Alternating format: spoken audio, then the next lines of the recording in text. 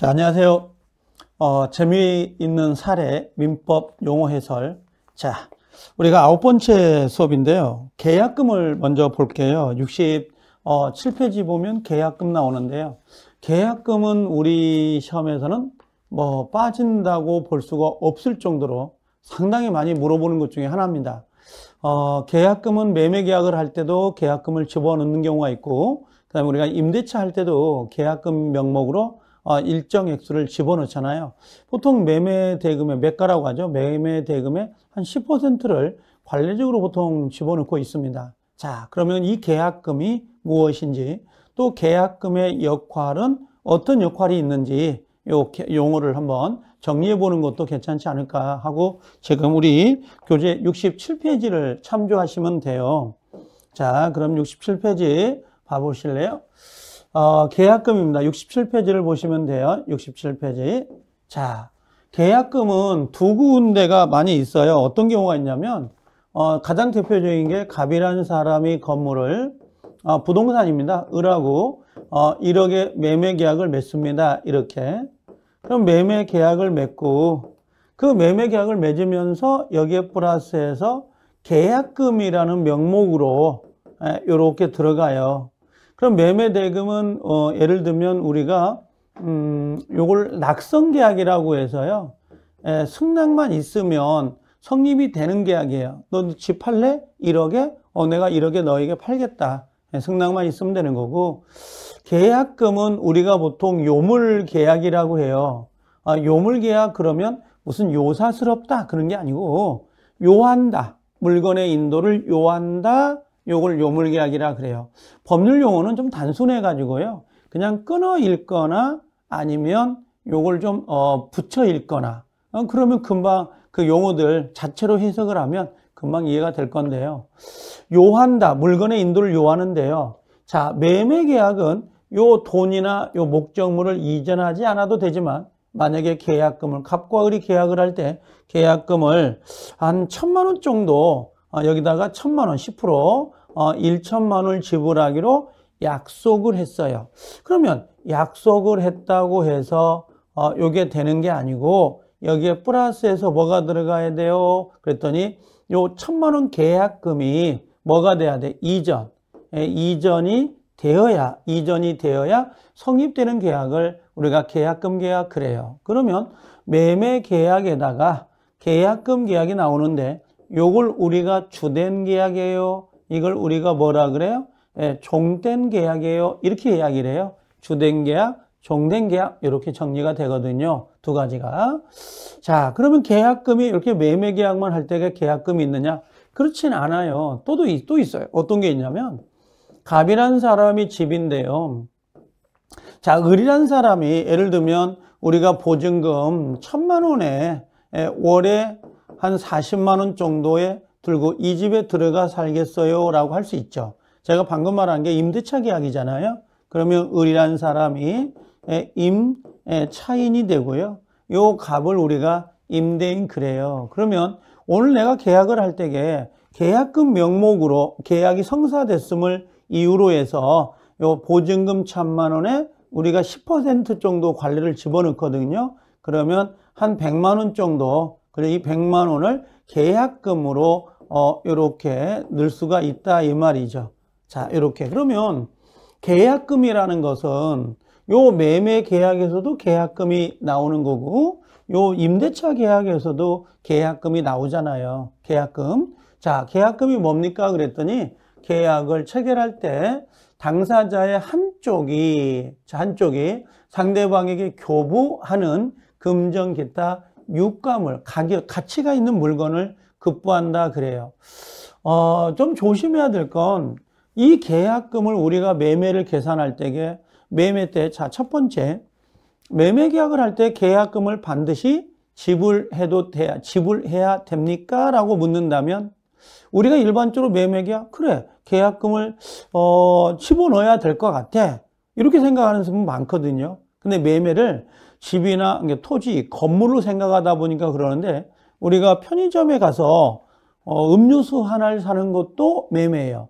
돈을 주고 물건을 가져오는 거, 토지를 돈을 주고 토지를 가져오는 거, 돈을 주고 물건, 부동산, 건물을 가져오는 거. 그럼 결국 매매는 한쪽은 금전을 이행하고 다른 쪽은 물건을 인도하는 거거든요. 이게 전부 다 매매예요.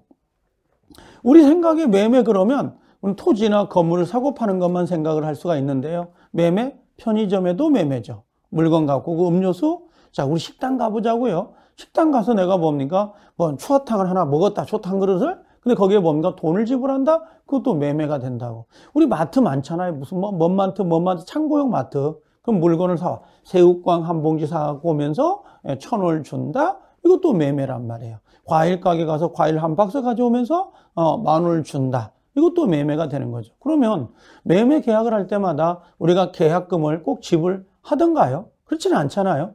물건 사거나 새우깡, 과자 한 봉지, 무슨 뭐 두부 한 모, 뭐 콩나물 한 봉지 살 때에 계약금이라는 걸 지불하지 않는단 말이죠. 그렇죠? 근데 되려 우리가 집을 사고 팔거나 토지를 사고 팔 때는 일반적으로 계약금이라는 걸 집어넣고 계약을 한단 말이에요. 그럼 우리가 매매 계약을 할 때 꼭 계약금을 지불해야 되는 것은 아니다. 이게 첫 번째고요. 두 번째 오해.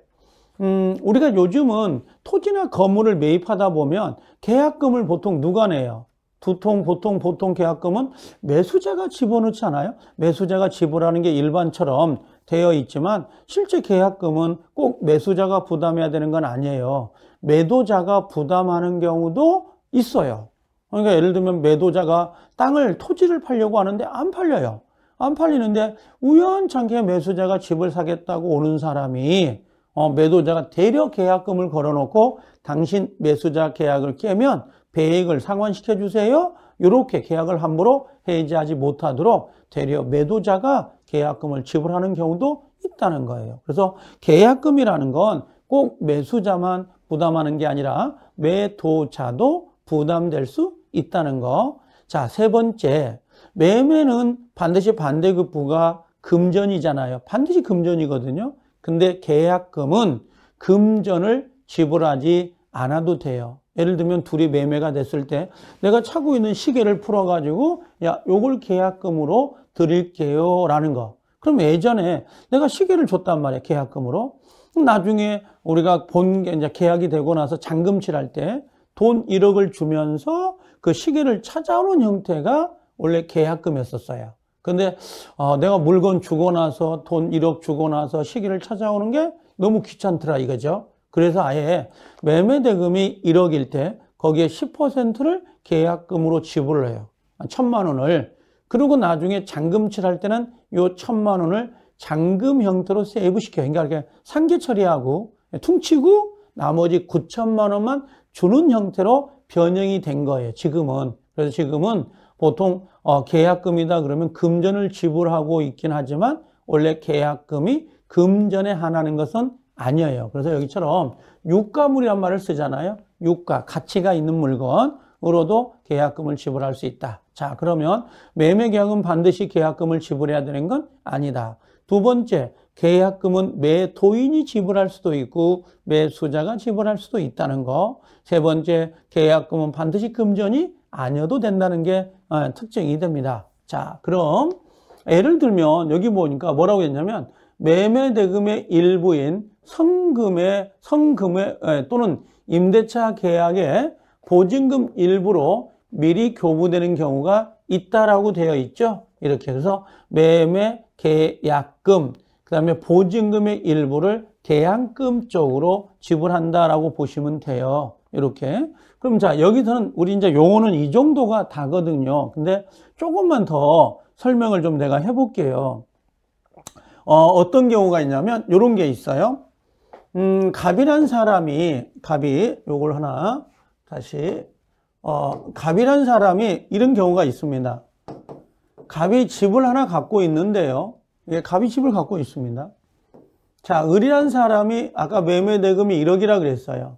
근데 여기다 계약금으로 1천만 원을 집어넣습니다. 그러면 지금 궁금한 건 그거예요. 이 계약금이라네. 요 계약금의 뭐라고 할까요? 역할이라고 할까요? 역할? 이 역할이 예, 무엇입니까? 이렇게 물어보는 거야. 역할이 뭡니까? 역할이. 어떤 역할을 하냐, 계약금이. 자, 그랬더니, 이 계약금의 역할은 이렇게 나중에 이제 우리가 구별이 됩니다만, 총 4가지 역할을 해요. 하나가 뭡니까? 그러면 첫 번째는, 증거금의 역할을 해요. 너하고 나하고 계약을 맺었다는, 증거라고 할까요? 증거. 너하고 나하고 계약을 맺었다 증거. 우리가 약혼식을 하면 약혼 반지를 주지 않아요? 그 약혼 반지가 약혼을 했다는 하나의 징표 같은 거잖아요. 그것처럼 이 계약금이 증거로서 너와 나하고 계약을 맺었다는 증거로서 지불된다. 이렇게 보시면 되고, 자, 두 번째로는 요 해약금, 해제라고 해서요. 요 해약금 해자가 우리 뭐라 할까요? 시험에서는 엄청나게 중요한 내용을 담고 있습니다. 요게 해약금 해제 나중에 가면. 자, 그 다음에 하나가 세 번째가 위약벌이에요. 위약금. 네 번째가 위약벌의 근거 내용이 될 수 있는데요. 자, 요건 나중에 우리가 좀 살펴보기로 하고, 요것만 살짝 내가 이야기를 해볼게요. 여러분들 요 부분 있죠? 요거 해약금 해제. 여러분들 아마 계약을 하고 나서 그런 경우가 있었어요. 내가 임대차를 많이 살아봤는데, 보통 계약을 해요. 1,000만 원 보증금에, 계약금 100만 원 걸고 나와요. 그래서 지하철역으로 오는데 지하철역은 너무 먼 거예요. 그러면 집주인한테 전화해가지고 제가 계약금 100만 원 드렸는데 죄송한데 나 계약 못할 것 같아요. 이렇게 이야기를 하죠. 그러면 집주인은 기절할 거래요. 왜? 아니 방금 계약하고 간 사람이 갑자기 계약 안 하겠다 그러면 이건 기절하고 자빠지겠죠. 안 그렇겠습니까? 그래서 그런 충격을 완화시키기 위해서 그럼 내가 드렸던 계약금 있잖아요. 그 계약금을 뭘로 한다는 거죠? 그 계약금을 뭘로 하겠다? 우리가 헤어지는 걸로 제가 드리겠습니다. 라고 하는 거예요. 그래서 우리가 보통 여러분들 이걸 교부자라 그래요. 교부자는 뭐 한다는 거죠? 그 계약금을 포기한다는 거. 그 다음에 거꾸로 교부자 말고 수령자가 있을 거 아니에요? 이 수령자는 계약금의 배액을 상환하고 계약을 안 할 수가 있어요. 그래서 우리가 알고 있는 계약금 계약할 때 요걸 가지고 가장 많이 문제를 내죠. 요 부분요. 그래서 나중에 별도의 여기는 나중에 배웁니다만 원상회복이나 손해배상은 청구할 수는 없고요. 그냥 교부자 포기하고 수령자 배액을 상환해서 계약을 안 하겠다라고 하는 게 이 부분이에요. 여러분들 매매계약을 할 때도 매매계약을 한 1,000만 원 줬어요. 계약금으로. 근데 계약을 안 하고 싶다? 그럼 그걸 포기하면 돼요. 교부자가. 그리고 반대로 그 1,000만 원을 받은 수령자가 있겠죠. 그 수령자는 배액 2,000만 원을 상환시키고 계약을 안 할 수도 있다. 예, 그렇게 보시면 돼요. 이게 바로 계약금의 내용이거든요. 자, 그래서 계약금은 자, 증약금의 성질, 해약금의 성질, 위약금, 위약벌입니다. 자, 요건 두 개는 나중에 보기로 하고요. 일단 계약이라고 하는 계약금이라는 내용이 바로 이런 내용이라는 걸 정리해 주시면 돼요. 상당히 중요한 부분이에요. 이 계약금 자체가. 자, 그 다음에 다음 걸 한번 우리가 보면 지금 여기는 명의신탁, 계약 명의신탁이란 말 보이잖아요. 이 계약 명의신탁 그러는데요. 이 계약 명의신탁도 특별법 중에 한 내용인데 우리 시험에서는 정말 이걸 뭐라 할까요? 너무 잘 나와요. 반드시 나오는 부분이거든요. 이 계약 명의라고 그래요. 요 계약의 명의를 신탁한다라고 하는 겁니다. 어떤 경우가 있냐면 요건 잠깐 이야기해 보면 이런 겁니다. 여기다 써볼게요. 어떤 게 있냐면 자, 갑이라는 사람이 부동산이 있어요. 갑이. 근데 갑이라는 사람보다는 요걸 병이로 할까요? 자, 이분이 부동산을 갖고 있는데 요걸 갑이라는 사람이 정말 매매를 해요.